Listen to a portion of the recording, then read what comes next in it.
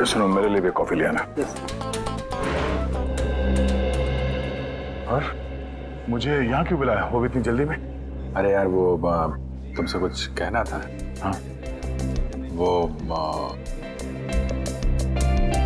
समझ में नहीं आ रहा कैसे कहूँ। क्या बात है, मुझसे कहने के लिए तुम्हें सोचने समझने की जरूरत पड़ती है? जो बोलना है बोल दो यार। नहीं यार, वो कल तारिका का फोन आया था। अरे ये तो बहुत खुशी की बात है। अच्छा अच्छा, तो उसने कुछ ऐसा कह दिया जिसकी वजह से तुम परेशान हो और तुम्हें मेरी सलाह की जरूरत है। तो श्रेया आज घर पे है। तो उसको देखने एक लड़का आ रहा है। Sir coffee.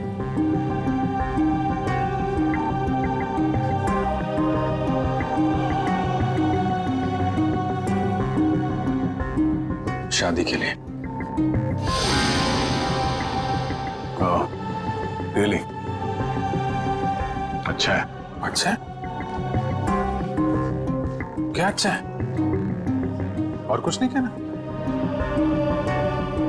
मैं क्या कहूं? उसने तुमसे कुछ कहा? नहीं, क्या कहेगी वो?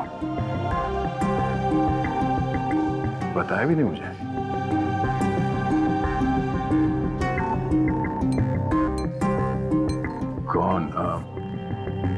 कौन है वो? उसके पिताजी के दोस्त का बेटा है। आज शाम 4 बजे वो लोग आ रहे हैं उसके घर पे। अच्छा है, श्रेया के लिए अच्छा है। सच्चाई से भागने की कोशिश मत करो दया, बात करो उससे। मैं क्या बात करूं उससे? अरे अपने बारे में, उसके बारे में। नहीं, उसने मुझसे कुछ कहा नहीं। और किसी के साथ उसकी शादी होने वाली है, वो खुश है, मैं भी खुश हूं यार। ऐसा मत कर मेरे भाई, कोई तुम्हारी तरफ हाथ बढ़ा रहा है, उसका हाथ थाम लो, इससे पहले कि देर हो जाए। अभिजीत, तुम जो कह रहे हो शायद मैं नहीं कर पाऊं यार। अरे लेकिन क्यों नहीं कह पाओगे? यार तुमने भी तो अभी तक डॉक्टर तारिका से कुछ नहीं कहा। जो काम तुम खुद नहीं कर सकते, प्लीज उस बात की नसीहत तुम दूसरों को मत दो।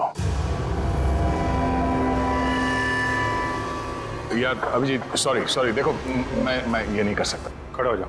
हाँ, मैं कहता हूँ चुपचाप खड़े हो जाओ। चलो मेरे साथ। कहाँ? अरे चलो तो। अरे यार चलो अभिजीत सुनो तो। चलो।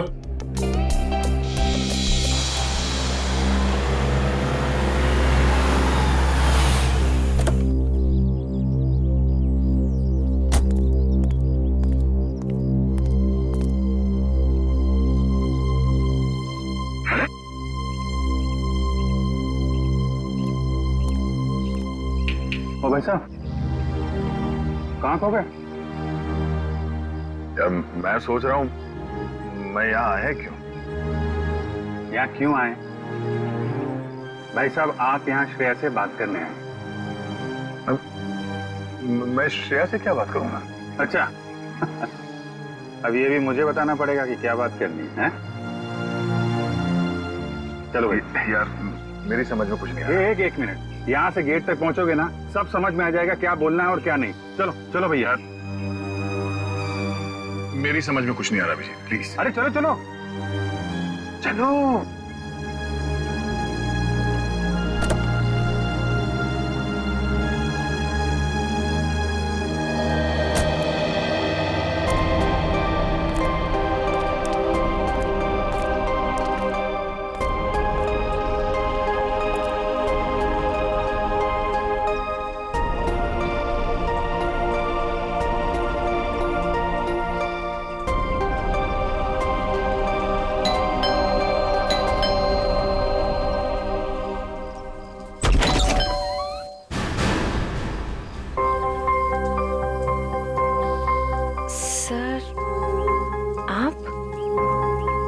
हाय श्रेया, कैसी हो तुम?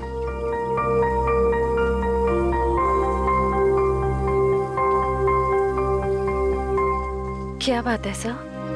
वो मैं हम लोग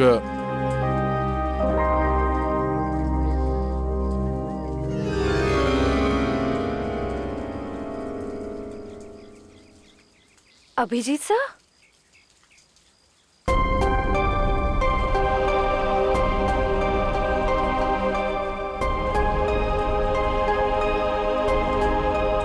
सर बोलिए ना, क्या बात है? नहीं, वो वैसे ही मतलब क्या बोलना है आपको? हाँ, हम लोग ऐसे मतलब अरे बेटे कौन है?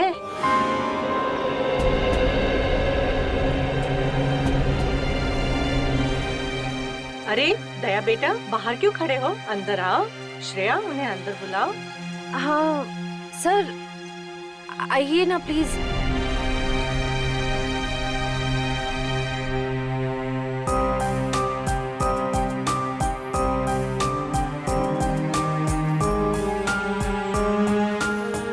Sir please.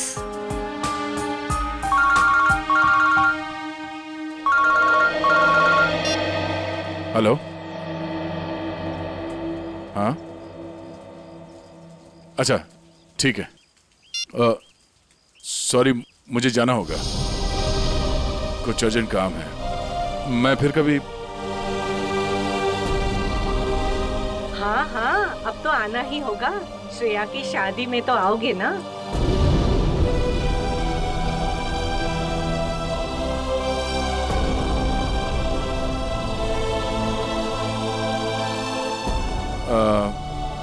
ठीक है, मैं फिर कभी आ जाऊंगा। Okay, bye.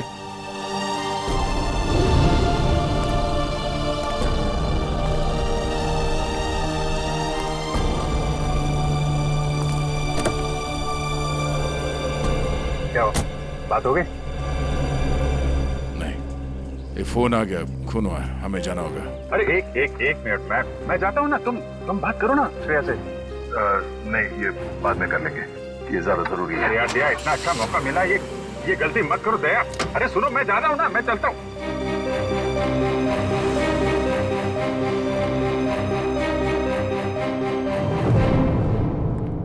लाश किधर है?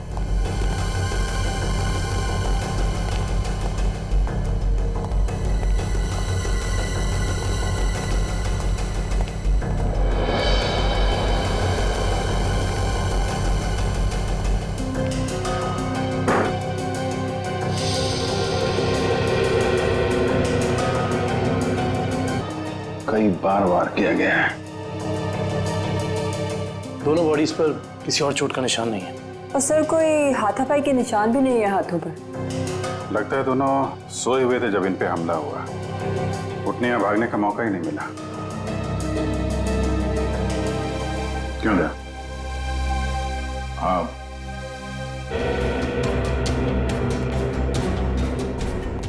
तुम में से किसी ने देखा खून होते हुए? नहीं साहब, हम दोनों जब अंदर आए।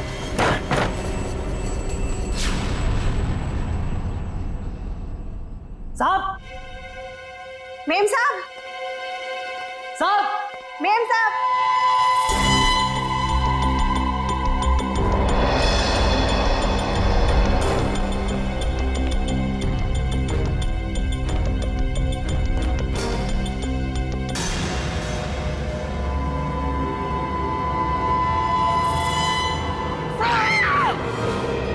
तुम बाहर रहते हो और घर के अंदर खून हो गया है? किसी को अंदर आते देखा? नहीं साहब, कोई नहीं आया। कोई जान पहचान वाला आदमी, अजनबी आदमी? साहब, जब भी कोई अंदर आता है तो मैं उसका नाम और फोन नंबर रजिस्टर में एंट्री कर लेता हूँ। सर, कोई चाकू या हथियार नहीं वाला। रुपए गहने भी सही सलामत है, कोई लूटपाट भी नहीं हुई। सर, किशोर नाम है मरने वाले का। घंटाघर में कपड़े की दुकान है और उसकी बीवी का नाम जया है। किशोर? कमरे से सारे फिंगरप्रिंट्स उठा लो। कोई ना कोई रास्ता जरूर है जहां से खूनी अंदर आया है।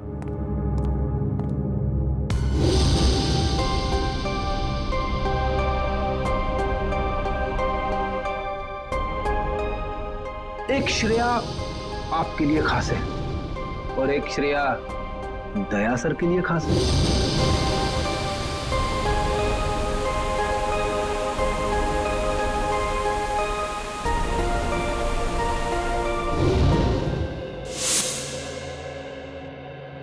श्रेया, बेटा तुम कहाँ खो गई हो?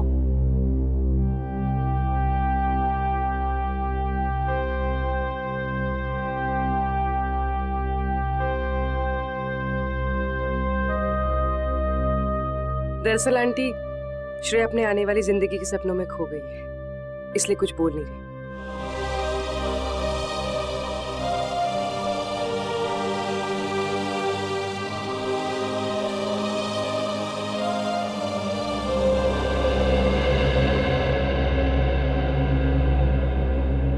ये दे, ये तुम पे कितना अच्छा दिखेगा, है ना? ठीक है मम्मी।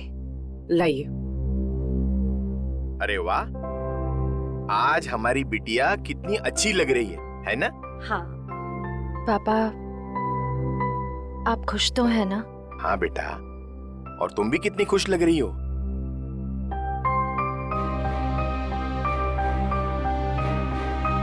देखो, हमारी तरफ से तो हाँ है, बस अब लड़का लड़की एक दूसरे को पसंद कर ले, बस। ऐसा आदमी घर के अंदर घुसा है जिससे घर वालों की पूरी जानकारी थी। हो सकता है इनकी जान पहचान वाला कोई हो जिसके पास घर की चाबी हो। आखिरी बार कब देखा तूने? साहब, कल रात को मैंने देखा था। मैं अपना काम खत्म करके चली गई थी। जब तुम यहाँ से गई तो घर में कौन कौन था? सिर्फ मेम साहब थे। साहब तब तक नहीं आए थे। क्या? साहब कब आए? साहब करीब 11 बजे आए थे साहब। अच्छा, तुम दोनों के अलावा घर में कोई था नहीं, बाहर से कोई आदमी अंदर आया नहीं, तो फिर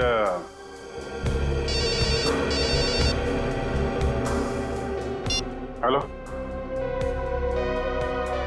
हाँ, क्या? और 2 लोगों पे हमला?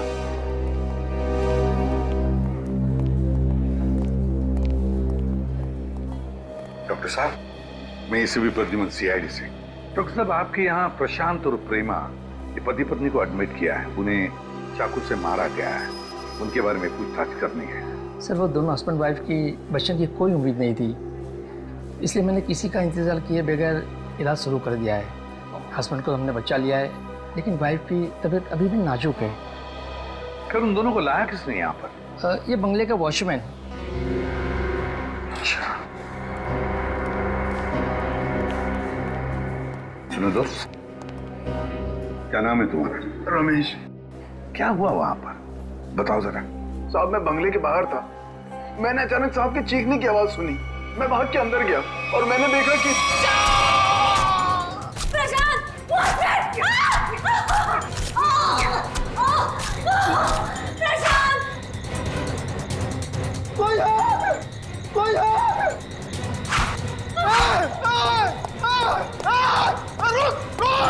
मैंने साहब उसका पीछा किया, पर वो अंधेरे में गायब हो गया। अंधेरे में गायब हो गया?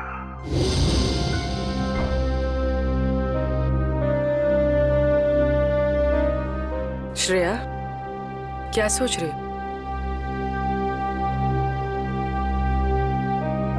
अपनी किस्मत पे हंस रही थी।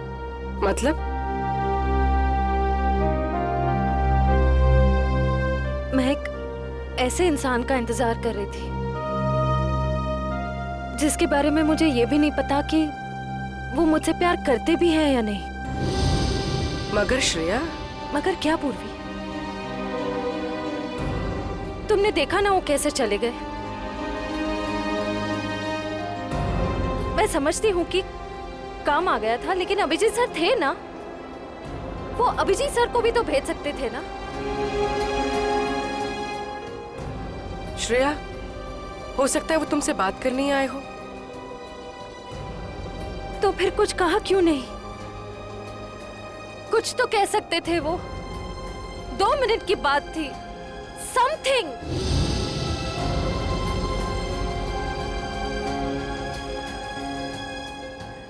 वो मुझसे प्यार ही नहीं करते। उन्हें मेरी फीलिंग्स की कोई कदर ही नहीं है। मेरे मम्मी पापा ने मेरे लिए जो सोचा होगा अच्छा ही सोचा होगा। मैं अब उन्हें और दुखी नहीं कर सकती पूर्वी।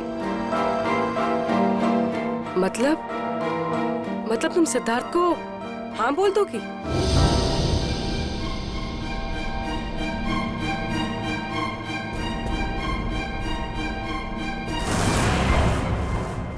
प्रशांत जी,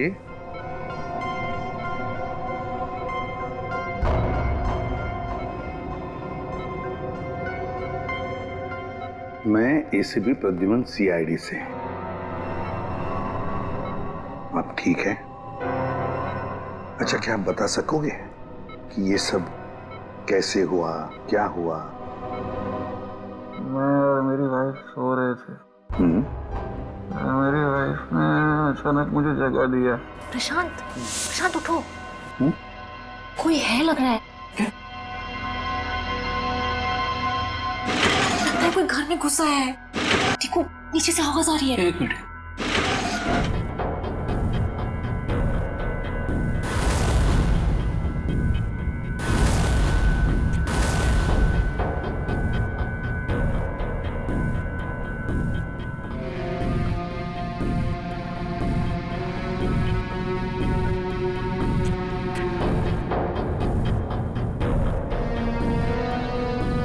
प्रशांत, मुझे डर लग रहा है। प्रशांत, डरो मत, जरा मिट, मैं हूं ना।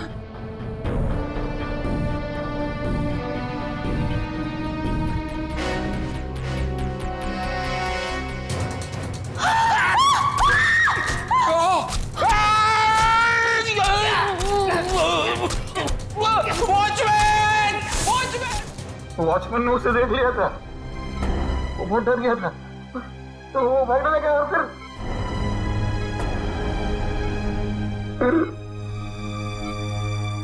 कुछ याद नहीं आ रहा है। ठीक है, कोई बात नहीं, कोई बात नहीं। अच्छा, एक छोटा सा सवाल, आपने उस कोनी का चेहरा तो देखा होगा ना? नहीं, जल्दी हो गया, कुछ दिखाई नहीं दिया। चलो ठीक है, आप आराम कीजिए और जल्दी ठीक हो जाइए। मैं आपसे वादा करता हूं कि हम उस खूनी को जरूर पकड़ लेंगे। मेरी वाइफ तो ठीक है ना? आप चिंता मत कीजिए। कविन,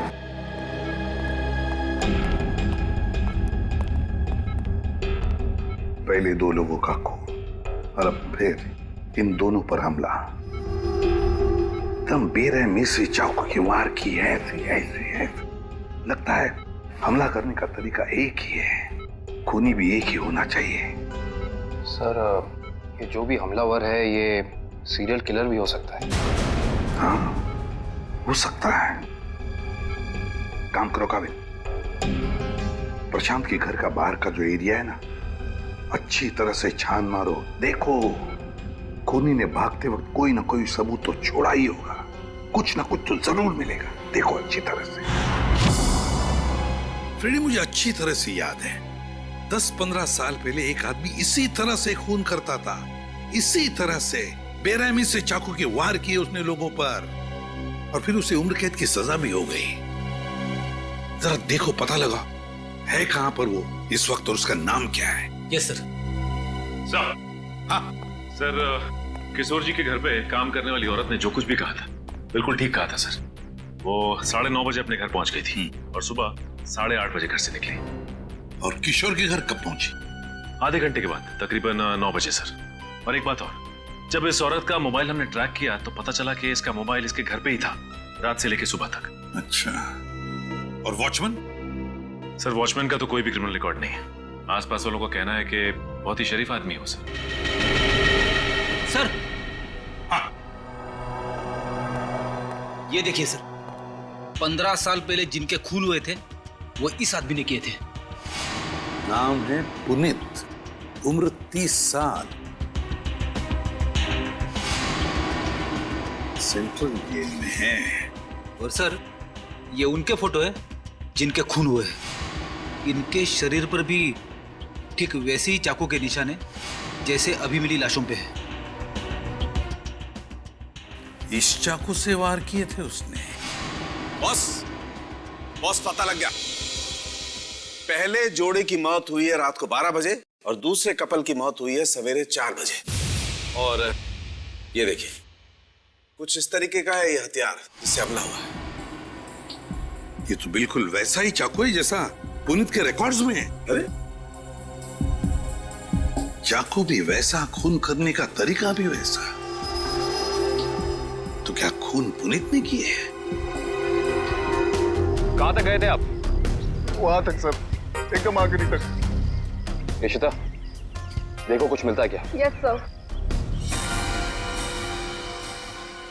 आप यहां से आगे क्यों नहीं गए? साहब इसके आगे बहुत अंधेरा था, वो अंधेरे में गायब हो गया। आप वॉचमैन हैं, टॉर्च, लाठी कुछ नहीं है आपके पास? थी साहब, पर अचानक साहब की चीख सुनी तो मैं घबरा गया। एक खूनी घर के अंदर घुसता है, खून करके चला जाता है और आपको कुछ पता नहीं चलता। सो रहे थे आप? नहीं साहब, कसम से।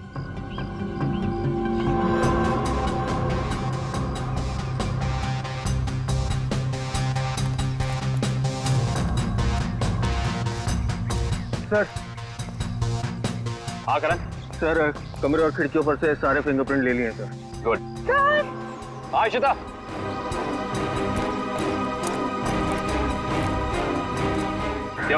ये देखिए। ओह,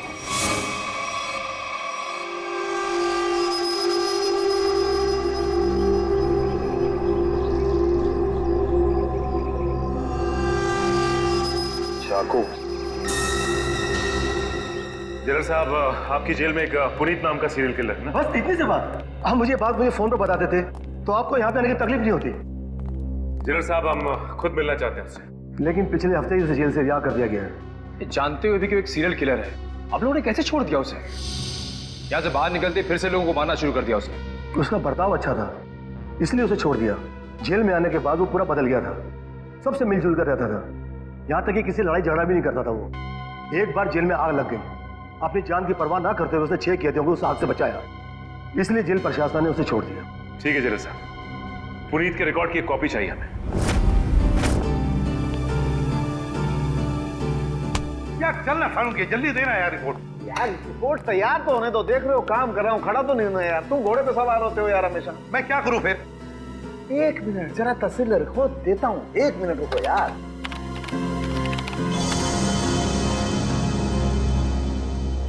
नहीं हो रहे, ये फिंगरप्रिंट्स मैच नहीं हो रहे। हाँ, हमारे डाटाबेस में जो उंगलियों के निशान हैं वो उन उंगलियों के निशान से मैच नहीं होते जो आप लोग लेके आए, जो झुलसी हुई। ये कैसे हो सकता है सालुंके साहब? सारे सबूत तो पुनीत की तरफ इशारा कर रहे हैं। लेकिन बॉस, मेरी रिपोर्ट भी गलत नहीं हो सकती। सर, हाँ सर, जेल से पुनीत की फिंगरप्रिंट्स मिले अभी के, और उसके अच्छे बर्ताव के लिए उसे रिहा कर दिया गया है सर। चेक कर जरा। मगर सर, अभी तो हमने पुनीत की फिंगरप्रिंट्स चेक किए थे, उसका रिजल्ट तो नेगेटिव था। 1 मिनट वैभव, ये लेटेस्ट फिंगरप्रिंट्स है ना पुनीत के, तो इन्हें चेक करने में कोई प्रॉब्लम है क्या? नहीं सर। फिर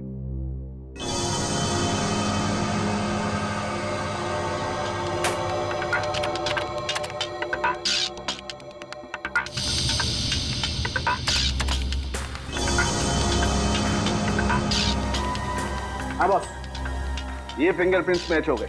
ग्रेट। ये उंगलियों के निशान भी थोड़े से जले हुए हैं, झुलसे हुए हैं। सर, इस जेलर ने बताया था कुछ दिन पहले जेल में आग लग गई थी और इस पुनीत ने उस आग में से कुछ लोगों की जिंदगियां बचाई थी। Puneet, serial killer Puneet, jail में आग लगती है तो बाकी कैदियों की जान बचाता है, अच्छे बर्ताव के लिए रिहा भी होता है। कहीं ऐसा तो नहीं कि ये पुनीत फिर से अपनी पुरानी आदतों पर तराया है? तुम पुनीत की बेटी हो? जी सर। क्या नाम है तुम्हारा बेटा? संध्या। संध्या। अच्छा, संध्या है? क्या ये तुम्हारी माँ है? जी सर। अच्छा एक बात बताओ बेटा, क्या तुम अकेली रहती हो या तुम्हारे साथ और भी कोई है इस घर में? मेरा छोटा भाई आशु। आशु बाहर आओ। जी दीदी। सीआईडी वाले आए हैं, पापा के बारे में पूछ रहे हैं। सर कुछ पता चला पापा के बारे में? आपके पापा आपको बता के नहीं गए कि वो कहाँ जा रहे हैं?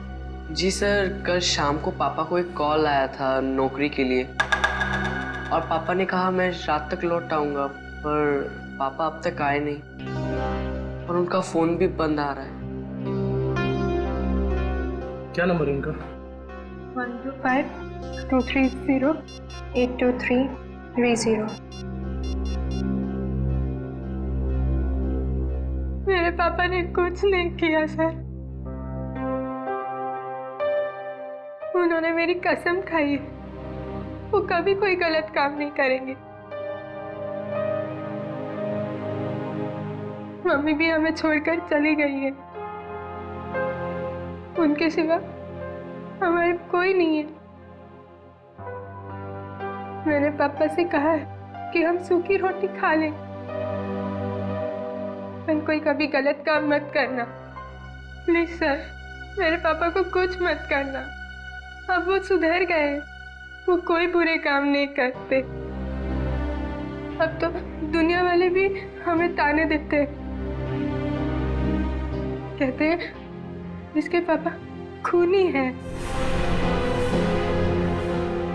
इनके घर रोज पुलिस आती है, हमसे कोई बात भी नहीं करता। अब तो रिश्तेदारों ने भी मुंह मोड़ लिया है, इसलिए मैंने आप लोग को अंदर बुला लिया ताकि किसी को पता ना चले कि हमारे घर पुलिस आई है। हमारा जीना बहुत मुश्किल हो जाता सर।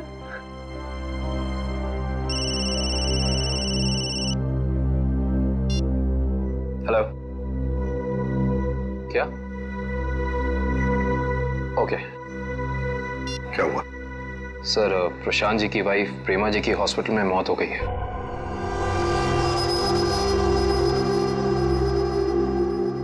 ठीक है, काम करो, पुनीत का फोटोग्राफ सारे पुलिस स्टेशन और चेकनाकों पर भेज दो। मुझे पुनीत चाहिए किसी भी हालत में। सब हाँ।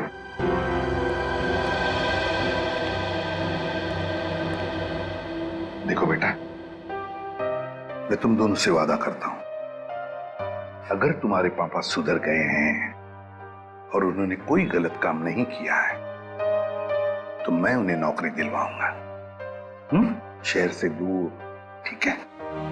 और एक बात, अगर तुम्हें किसी भी चीज की जरूरत पड़े तो मुझे फोन करना, ठीक है? चलो, अपना ख्याल रखना, ओके?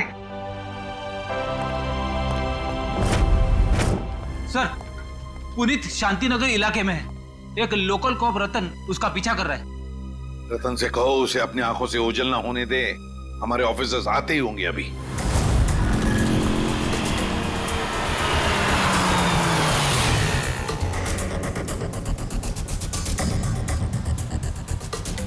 कहाँ है कबूतर? पीछे खड़ा है।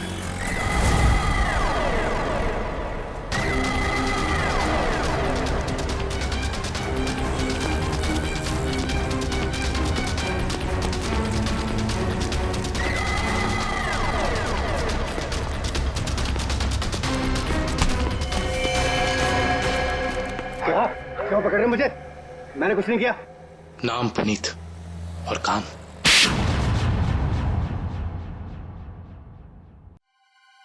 मैं सच कह रहा हूं साहब, मैं कसम खा के कह रहा हूं, मैंने ये नहीं किया, मैंने कोई भी खून नहीं किया साहब। मैं सब बुरे काम छोड़ चुका हूं साहब। चुप! बंद करिए नाटक।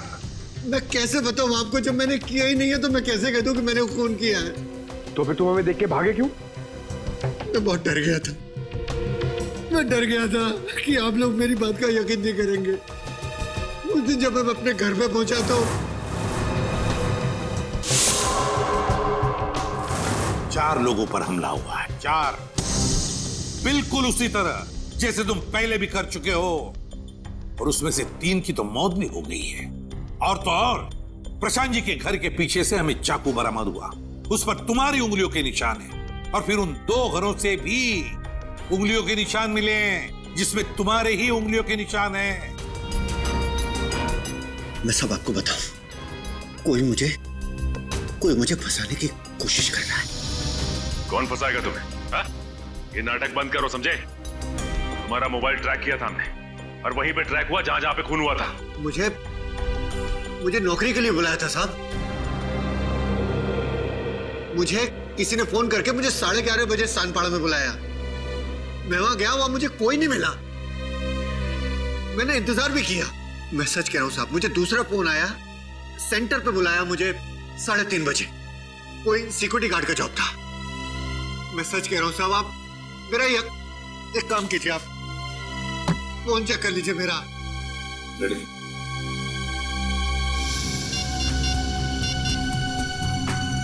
सर, पहला कॉल कल रात को आया था 10:30 बजे और दूसरा आया था 1:45 बजे। दोनों अलग अलग नंबर से कॉल किए गए हैं, अलग अलग लैंडलाइन से। पुनीत, हम पता लगा ही लेंगे कि कहां से फोन आए थे और किसने किए थे वो फोन। आकाश जी, मुझे एक बात का बड़ा ताज्जुब हो रहा है। सिद्धार्थ अपना खुद का बिजनेस क्यों करना चाहता है? वो आपका बिजनेस भी तो संभाल सकता है। इतना बड़ा कारोबार जो है आपका। आपकी बात बिल्कुल सही है भाई साहब, लेकिन सिद्धार्थ ये साबित करना चाहता है कि मेरे सपोर्ट के बगैर वो बिजनेस में टिक सकता है कि नहीं। वैसे भी सारा कारोबार उसी का तो है, कभी भी ज्वाइन कर सकता है। Well Siddharth, I am impressed.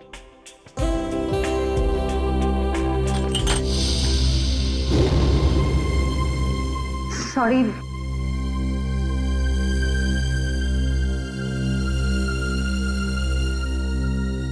चाय कहीं हाथ पे तो नहीं गिरी आपके? नहीं, इट्स ओके।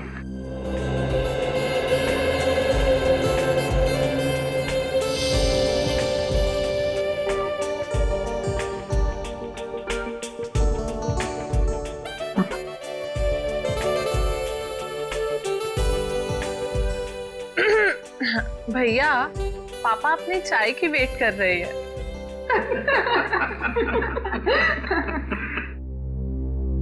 वैसे बेटा, आप क्या करते हो संडे को, I mean, छुट्टी के दिन? कुछ नहीं आंटी, थोड़ा दोस्तों के साथ घूमने चले जाता हूँ, फिरने चले जाता हूँ, कभी कभार क्रिकेट खेल लेता हूँ, एडवेंचर कर लेता हूँ थोड़ा बहुत बस। और श्रेया बेटी, आप संडे को क्या करती हो? दरअसल हमारी CID की ड्यूटी में संडे वनडे तो होता नहीं है, तो। पर श्रेया बेटा, शादी के बाद तो CID छोड़ दोगी ना? अपनी सास का हाथ बटाओगी ना घर में?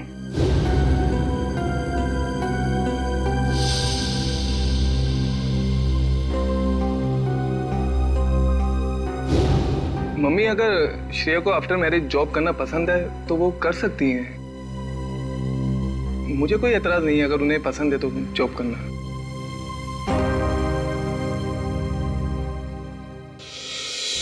हमारे देश का कानून कहता है कि भले 10 अपराधी सजा से बच जाए, मगर एक निर्दोष को कभी सजा नहीं होनी चाहिए।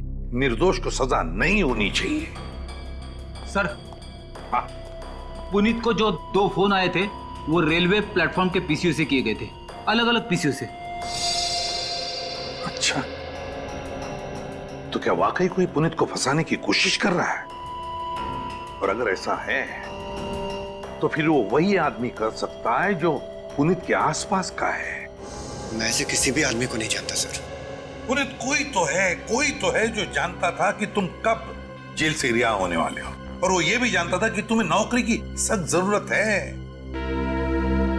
सर, ये बात मेरे और मेरे बच्चों के अलावा कोई नहीं जानता। पुनीत जी, जरा ठंडे दिमाग से सोचिए, शायद हम आपकी कुछ मदद कर सकें। सोचो पुनीत। एक लेखक मुझसे मिलने आता था। लेखक? जी सर। क्यों क्यों मिलने आता था? वो कह रहा था कि वो मेरे ऊपर किताब लिखना चाहता है, मतलब कि मैं कैसे लोगों को मारता था, मैं क्या सोचता था, वगैरह वगैरह। और वो ना अपना पेन मेरे हाथ में पकड़ा देता था और कहता था कि जैसे छुरा पकड़ते थे वैसे आप इस पेन को पकड़िए। और मैं उस पेन को पकड़ता था, फिर वो मुझसे कहता था कि जैसे छुरा मारते थे वैसे आप मारिए। तो मैं मारता था वैसे, फिर वो अपने मोबाइल पे मेरी फोटो लेता था। वो कोई 6 महीने पहले मुझसे मिलने आया, बाद में 8-10 दिन के बाद में वो गायब हो गया, फिर मुझे कभी नहीं मिला। है कौन ये लेखक? क्या नाम क्या है उसका? दिखता कैसे था? सर नाम तो याद नहीं आ रहा अभी, पर दाढ़ी थी सर उसके, बाल लंबे थे तो चोटी बांधता था और आंखें उसकी नीली थी।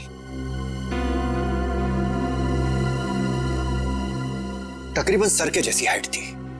अच्छा, रेडी? नेट से पता लगा, देखो ऐसा कोई लेखक है क्या?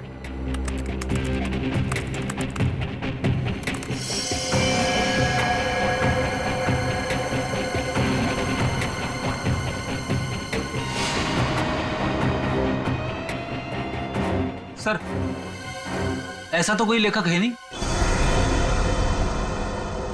ऐसा कोई लेखक है ही नहीं। ऐसा तो कोई लेखक है नहीं।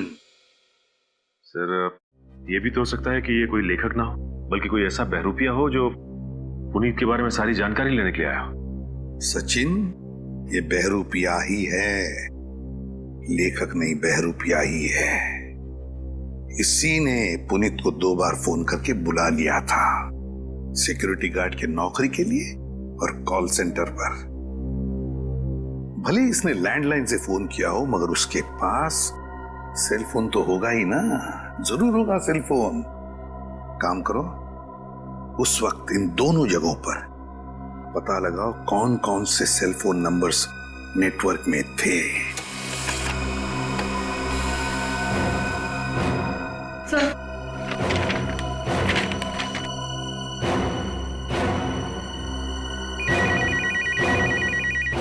चलो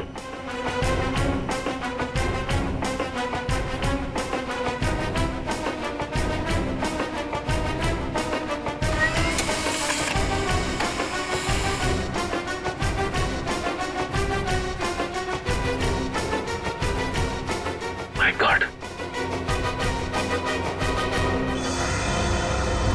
पता लग गया सर। इन दोनों जगहों पे पुनीत के नंबर के अलावा एक और नंबर है जो कॉमन है सर।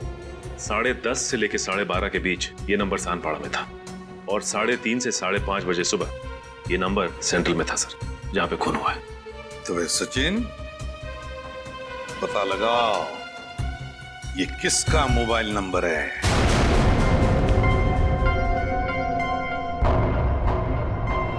मिस्टर प्रशांत किस रूम में मिलेंगे? 1 मिनट। Deluxe room number 4।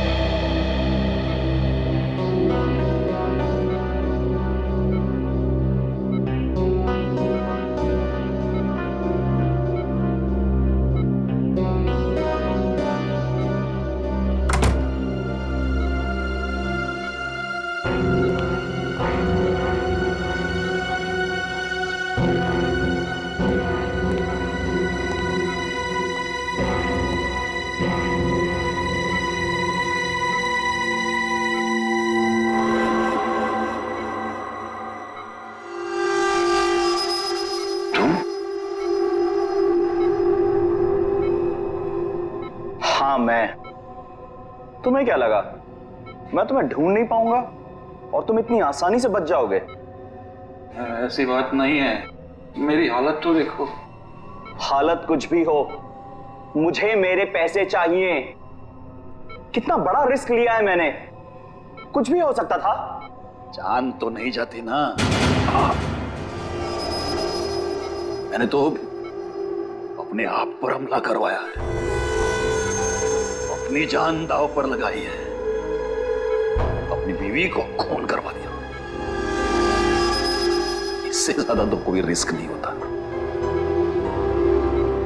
वैसे भी हमारा काम अभी खत्म नहीं हुआ है। हमारा काम अभी बाकी है। हमें इसी तरह और 3-4 खून करने पड़ेंगे ताकि उस आईडी को पता चले कि ये कोई सीरियल किलर का काम है।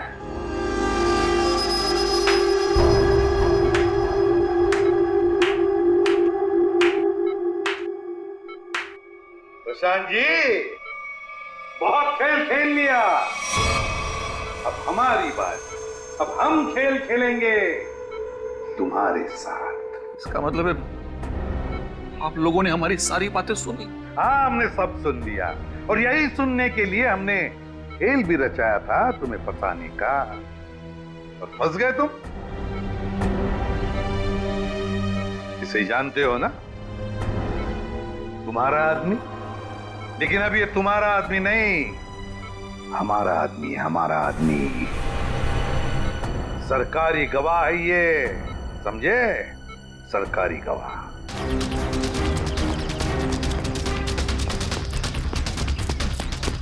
पकड़ो, साथ पकड़ो।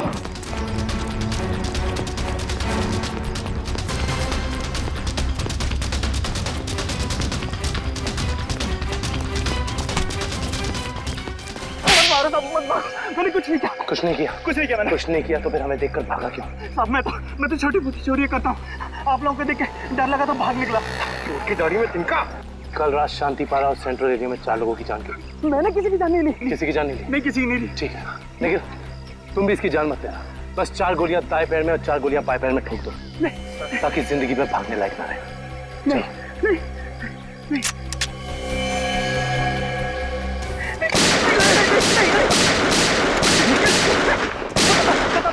बताता हूँ, मुझे ऐसा करने के लिए किसी ने पैसे दिए। मैंने पैसे लेके खून किया था। और उसके बाद तुमने पुनीत को नौकरी देने के बहाने फोन करके बुलाया उस इलाके में, है ना? जी साहब। किसने दिया था पैसे? प्रशांत जी। क्या?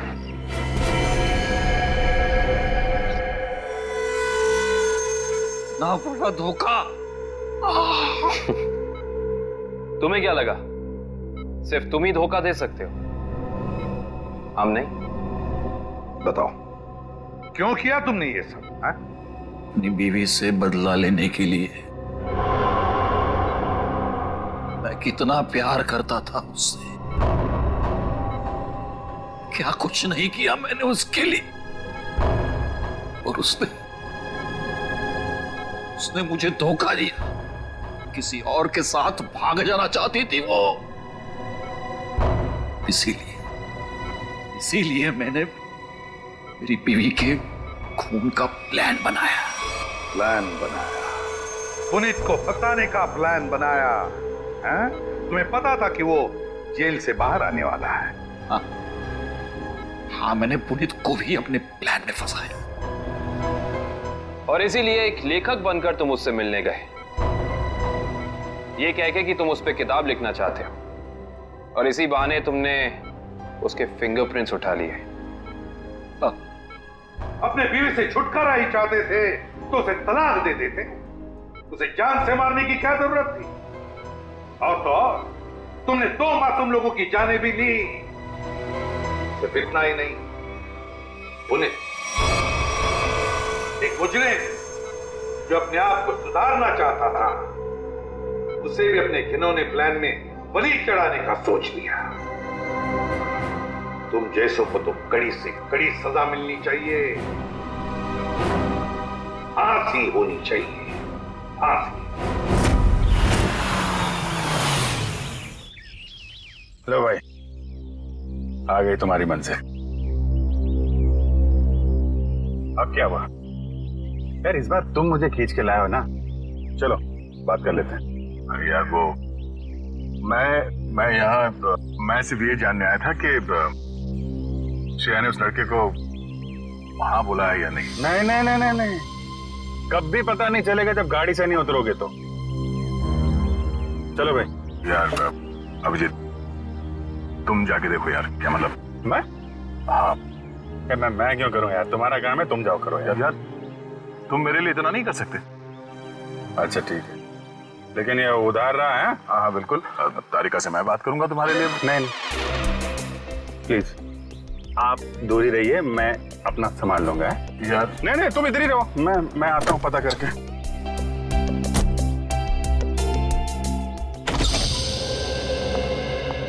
पूर्वी। सर आप यहाँ पर?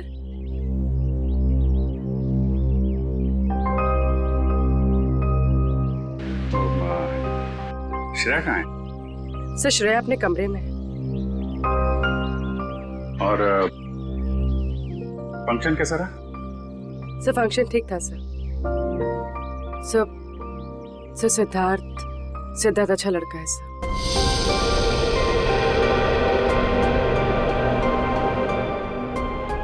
श्रेया ने क्या क्या क्या बोला उसको?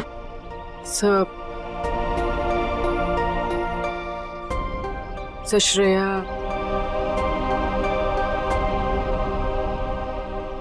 श्रेया ने हाँ कह दी।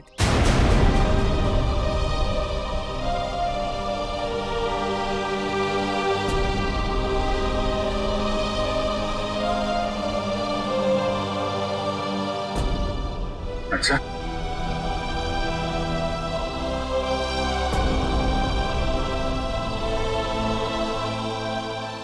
ओ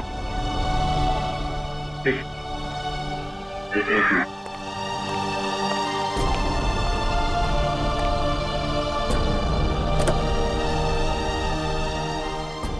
क्या वो? हाँ वो क्या? नहीं वो हाँ बोल दिया श्रेया ने।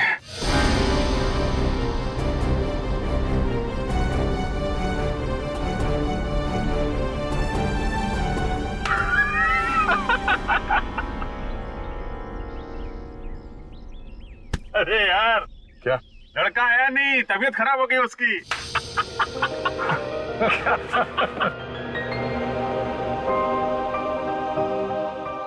अभिजीत तुम सही कह रहे थे। श्रेया को अपने दिल की बात बता देता हूं मैं कि मेरे दिल में क्या है। मैं उसको बता दूंगा कि उसके लिए मेरे दिल में क्या है।